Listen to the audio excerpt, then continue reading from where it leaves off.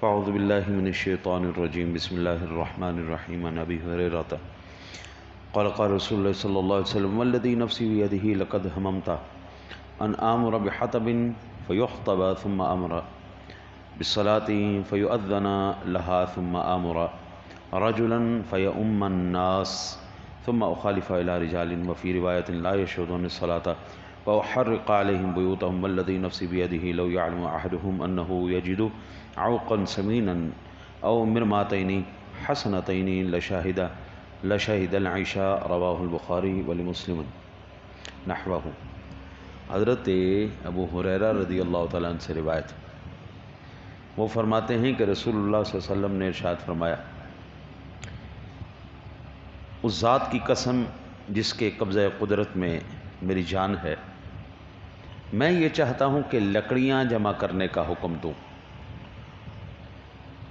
تو جمع کی جائیں، پھر نماز کا حکم دوں تو اس کی اذان دی جائے، پھر کسی کو حکم دوں وہ لوگوں کی امامت کرے، پھر میں ان لوگوں کی طرف جاؤں جو نماز میں حاضر نہیں ہوتے، ان کے گھر جلا دوں۔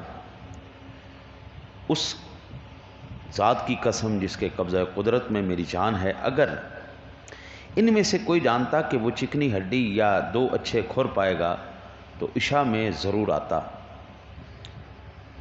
اور مسلم کی روایت میں اس کی مثل ہے۔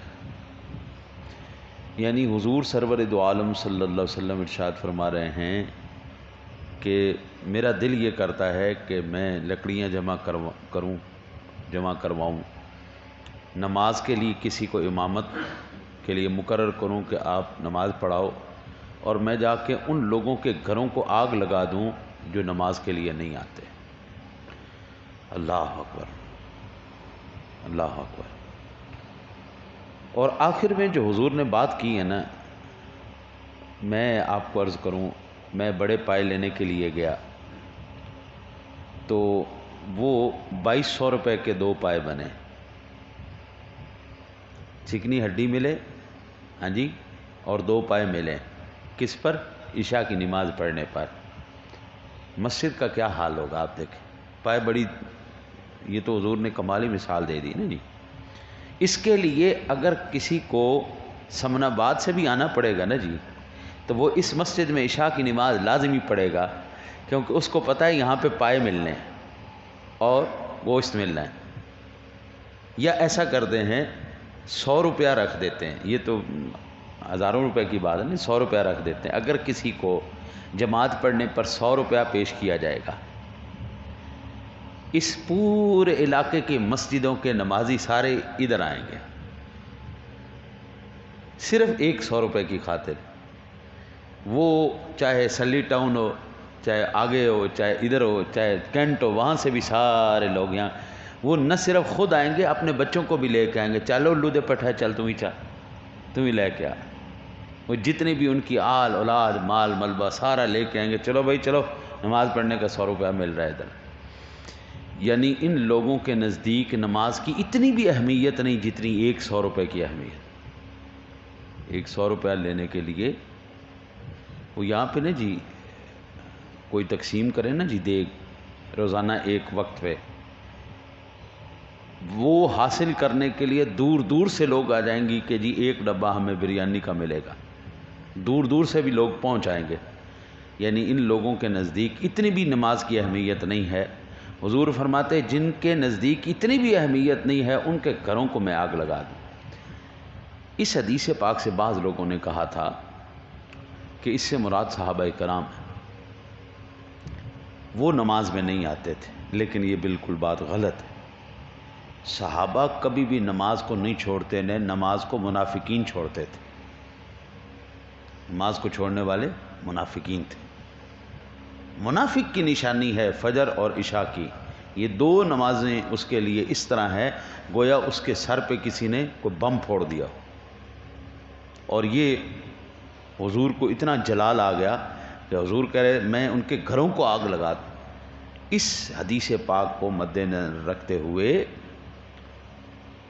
علماء فرماتے ہیں کہ رحمت للعالمین یہ ارشاد فرما رہے ہیں میں ان کے گھروں کو جلاؤں تو کسی بھی دنیا کے اندر کسی بھی شخص کو جلا کے مارنے والی سزا نہیں دی جائے گی، صرف تارک جماعت کے لیے یہ سزا ہے۔ اتنی سخت یہ سزا ہے کہ اس کے لیے کہتے ہیں کہ سلطان وقت وہ اس کو سزا دے سکتا ہے۔ اگر کسی کے گھر کے جلانے کی، حضرت جی اس کی پوری زندگی کا سرمایہ ہے وہ گھر، وہ جلا دینے کی سزا جو ہے وہ سلطان عرب رحمت للعالمین، جس کو اللہ رحمت للعالمین کہے، وہ کہہ رہے ہیں کہ میں اس کا یہ حشر کروں۔ پھر یہاں سے ایک اور بات پتہ چلی، مسجد کی حاضری واجب ہے، نماز جماعت کے ساتھ پڑھنا واجب ہے۔ پھر ایک اور مسئلہ کہ آج کل صورتحال یہ بن چکی ہے،